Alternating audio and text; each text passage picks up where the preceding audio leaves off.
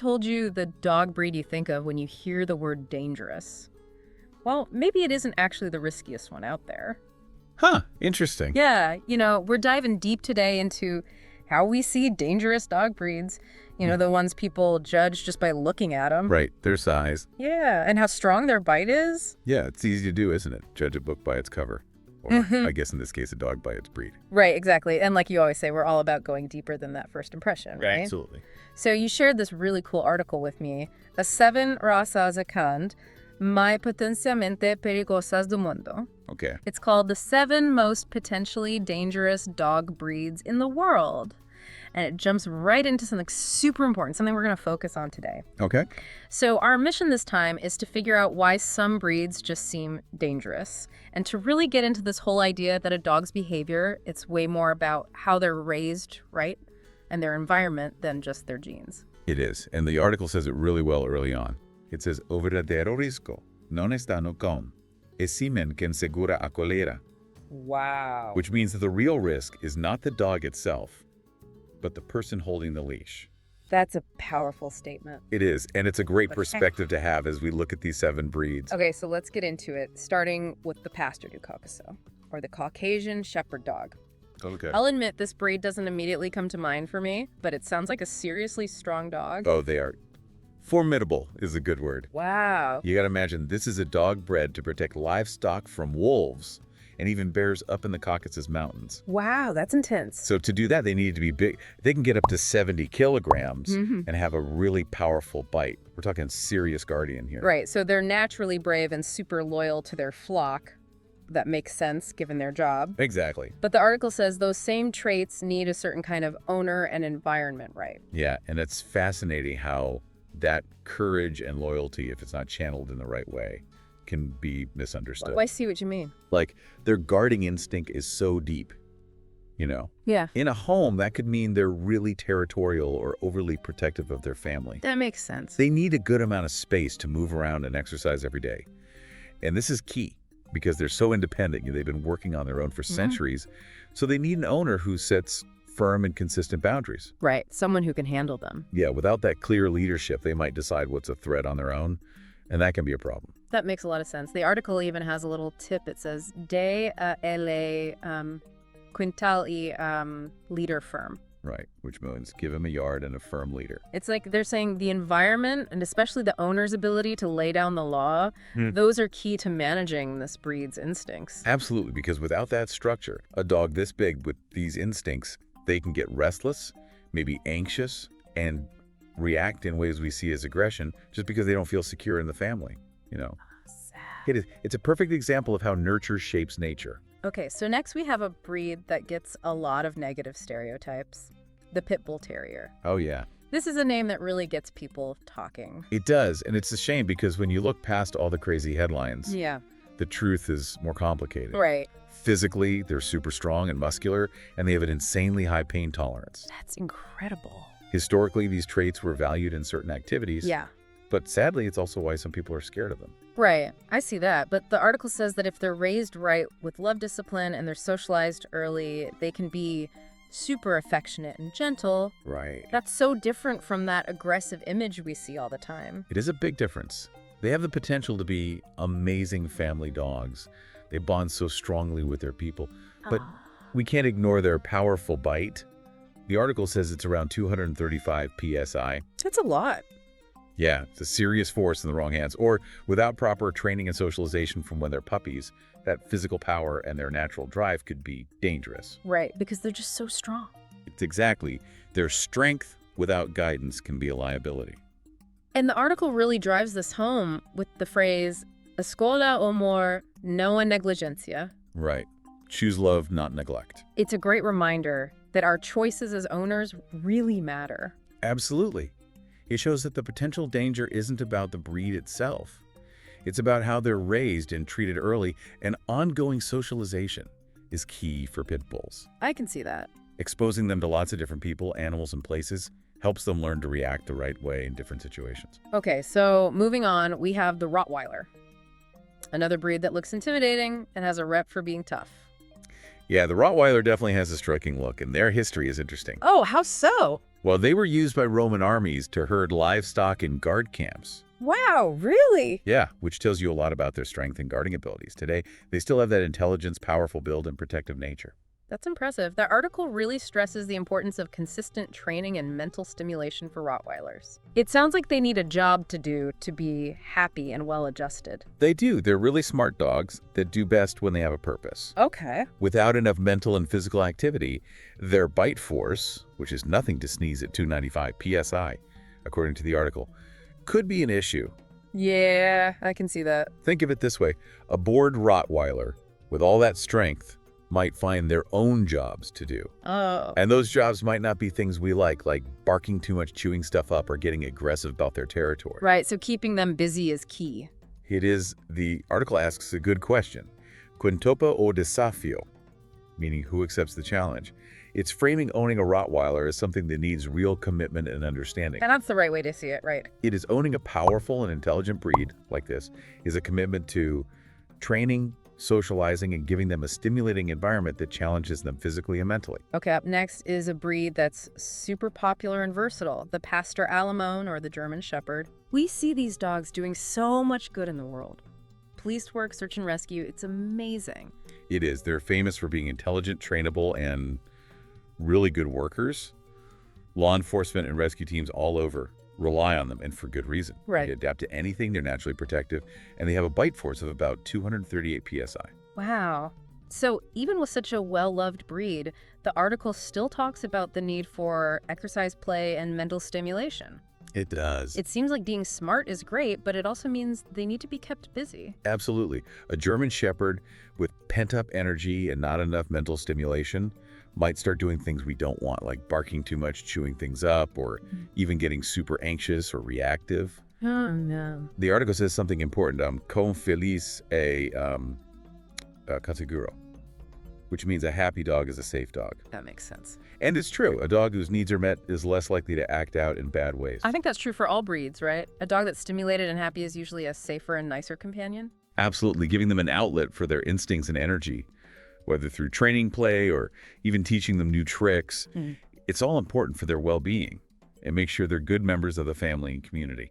Right. So let's talk about the Fila Brasileiro, the Brazilian Mastiff. Okay. Some people listening might not know this breed, but it sounds like a unique dog.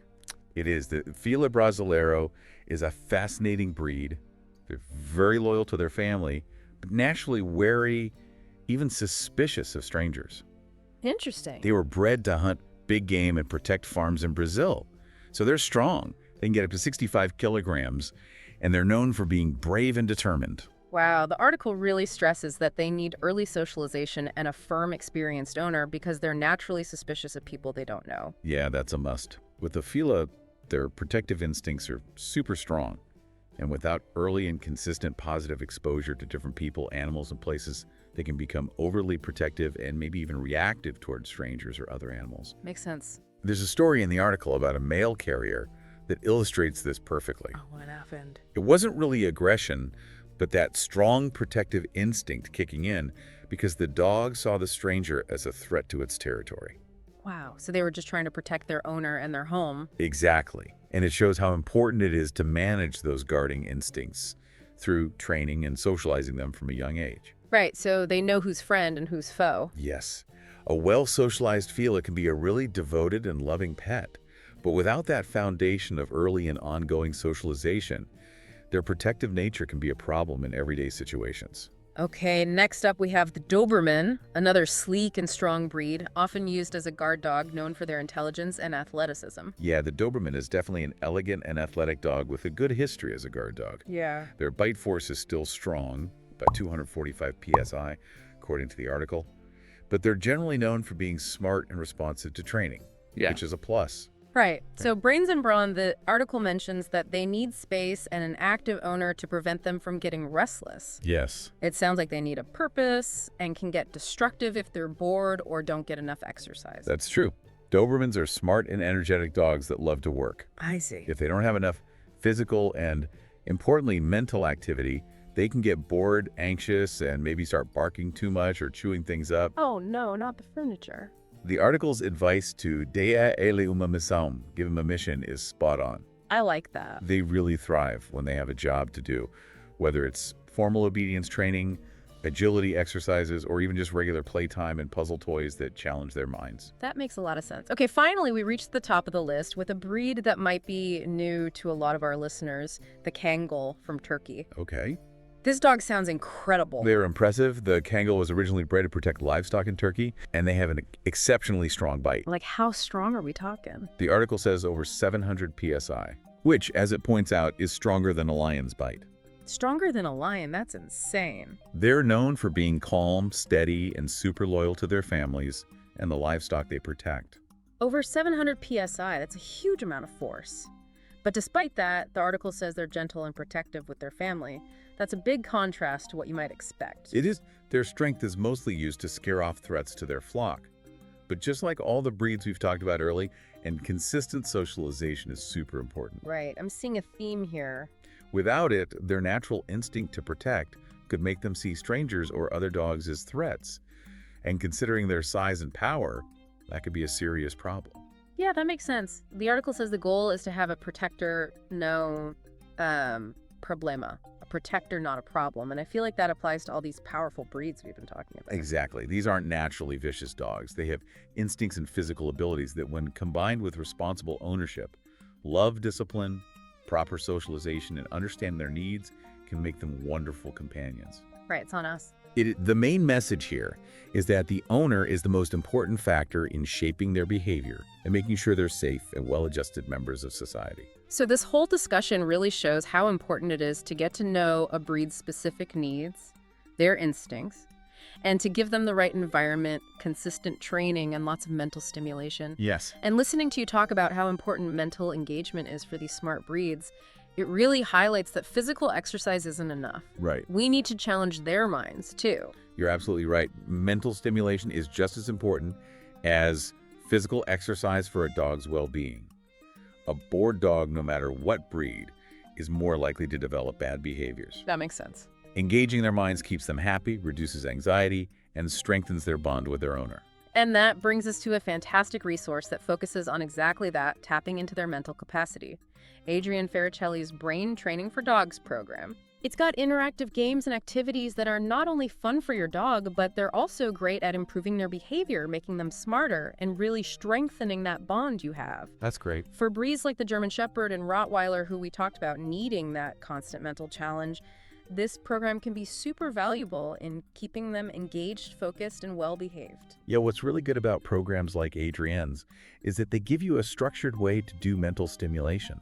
I see. It's not just random games. It's about using specific techniques to work different parts of your dog's brain, helping them learn new skills, improve their impulse control, and get better at solving problems. That's really cool. This can be super helpful for managing those strong, guarding instincts we see in breeds like the Fila Brasileiro and Caucasian Shepherd dog, because it teaches them to think and react correctly to different things.